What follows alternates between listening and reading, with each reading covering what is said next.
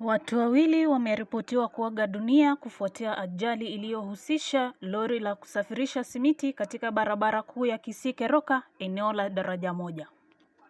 Dereva wa lori hilo anasemekana kushindwa kulidhibiti baada ya kukosa mwelekeo na kugongana na magari mengine yaliyoegeshwa kando ya barabara hiyo.